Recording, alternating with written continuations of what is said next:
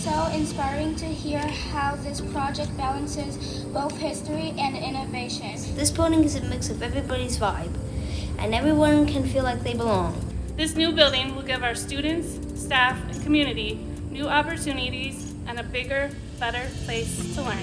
Even now, gazing at the grandeur of the outside facade with its lead-plated windows and giant oak trees, it evokes a feeling of awe. Reflecting on the thousands of students and staff who have passed through the halls over the years, and being able to keep those memories alive through this renovation fills my heart.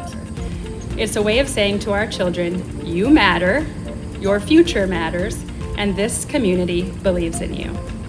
This morning we celebrate this renovation, not just as an expansion, but as a transformation. It's a proud day for our district and for our community, but most importantly, it's a proud day for all of you students. Harrison Elementary is the perfect example of how a school district and a community can come together and be the difference. This community, it rallied to keep Harrison alive and as a landmark school, and today we honor that commitment. 3, 2, 1.